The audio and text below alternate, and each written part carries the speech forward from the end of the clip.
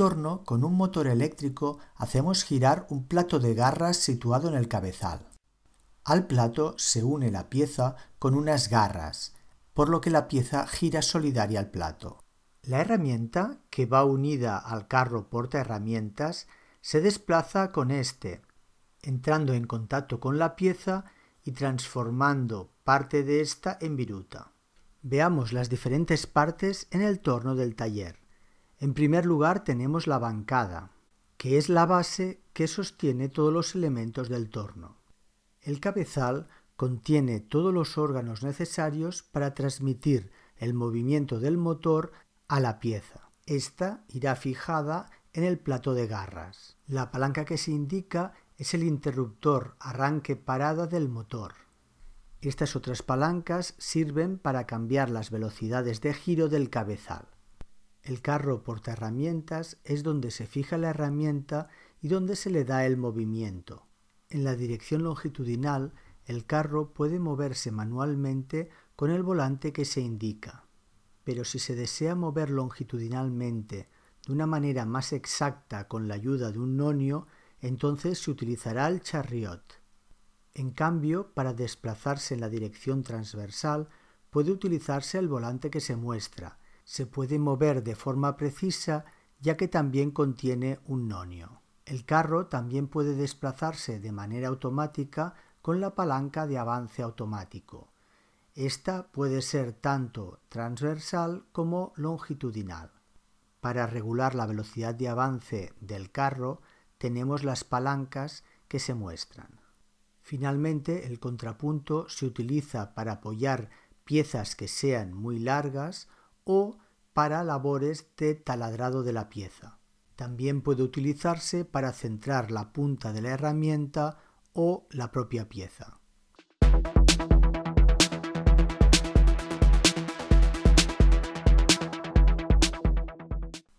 Para fijar la pieza, primero debemos introducir la pieza entre las garras. A continuación, con la llave, le damos vueltas en la parte del agujero en esta dirección. Finalmente, comprobaremos que la pieza ha quedado bien fijada.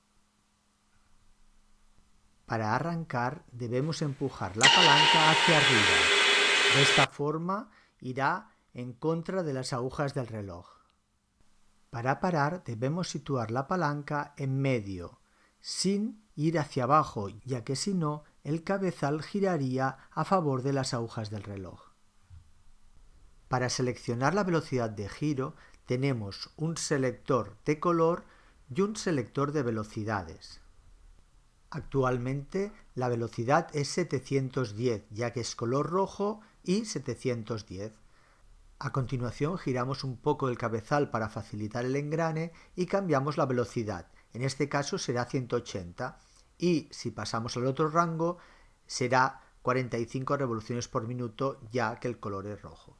Para cambiar el selector del color actuaremos de manera similar. En este caso, como es color amarillo, será 1200 revoluciones por minuto. En la práctica no os tendréis que preocupar por la velocidad, ya que ya vendrá puesta y será de 710 revoluciones por minuto.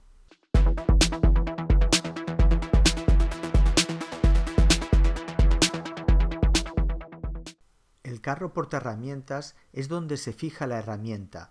Vemos que puede girar, ya que podemos tener 4 espacios para colocar 4 herramientas diferentes. Debemos colocar la punta de la herramienta centrada con el eje del torno. Para ello utilizaremos unos grosores.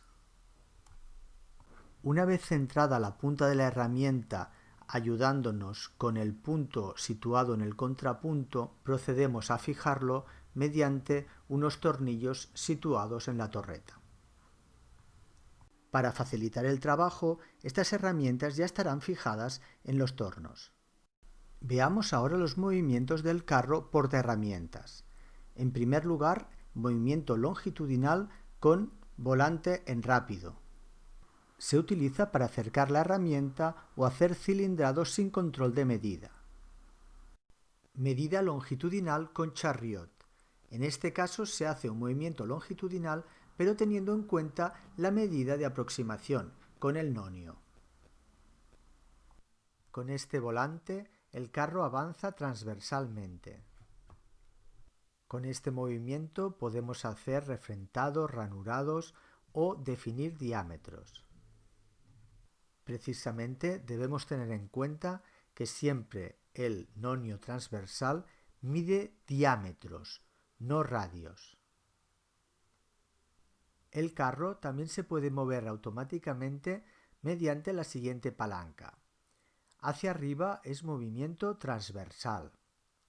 La ventaja del movimiento automático es que es a velocidad constante. Para detenerlo, palanca en medio. Con la palanca hacia abajo, el movimiento es longitudinal. Por cuestiones de seguridad no se utilizarán los movimientos automáticos.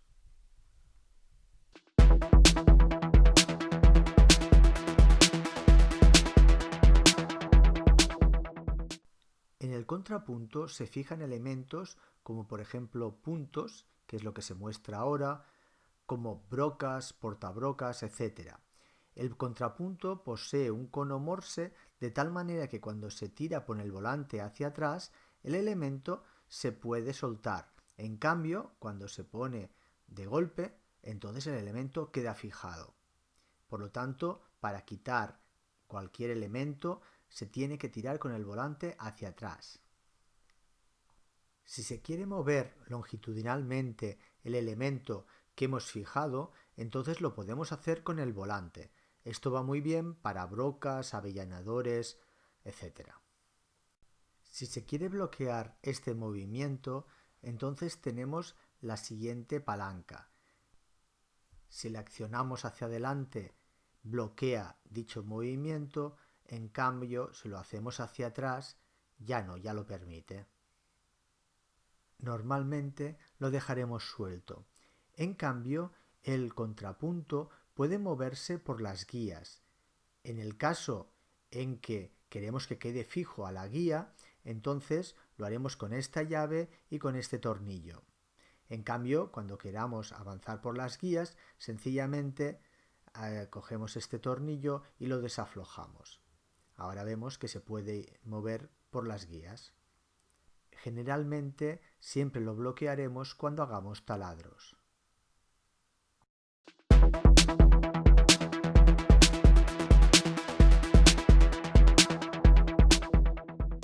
Veamos a continuación las operaciones que se pueden hacer con el torno. La primera operación es la de refrentado. Con esta operación podemos mecanizar todas aquellas caras que son perpendiculares al eje de revolución. En las operaciones de cilindrado podemos mecanizar superficies paralelas al eje de revolución. De esta forma podemos reducir diámetros, podemos hacer conicidades o incluso si descentramos el eje podemos hacer elementos como cigüeñales o levas. En el moleteado se realiza por presión un dibujo a la pieza para que pueda agarrarse manualmente. En el ranurado realizamos ranuras en la pieza. Muchas veces se puede combinar el ranurado con el cilindrado con una misma herramienta. Los ranurados pueden ser exteriores o interiores. Los interiores son en el interior de un agujero. Para realizar agujeros, en el torneado, primero se tiene que hacer un punteado con una broca de punto para señalar dónde se va a hacer el agujero y la broca no flecte, y a continuación se haría un taladrado, que es lo que se ve en la imagen. Cuando se quiere hacer un pequeño agujero en tolerancias, se tiene que pasar un escariador, que es lo que se ve en la imagen. Otras operaciones que no se muestran serían el avellanado para hacer chaflanes internos, el roscado o, por ejemplo, torneados con herramientas de forma. El mandrinado es como hacer un cilindrado pero en el interior de un agujero. Las herramientas que se utilizan se caracterizan porque tienen un gran mango para poder llegar al interior. La última operación suele ser la del tronzado. Una vez se ha acabado la pieza, entonces lo que se hace es que se separa del resto de la barra mediante un corte por torno.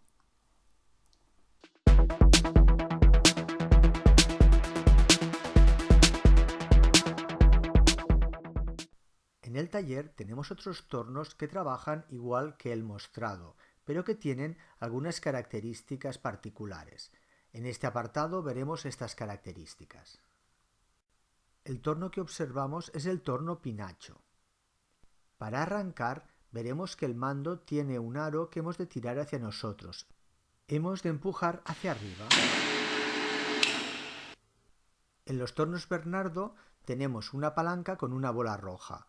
Primero hemos de apretar hacia adentro y luego se va a mover en la dirección que queramos. Acordaos que es para arriba.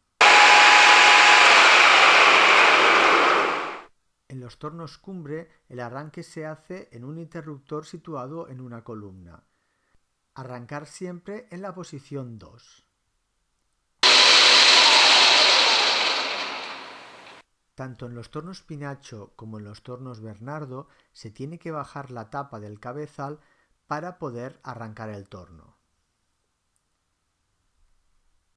Además, en ambos, para bloquear el contrapunto, se hace mediante una palanca.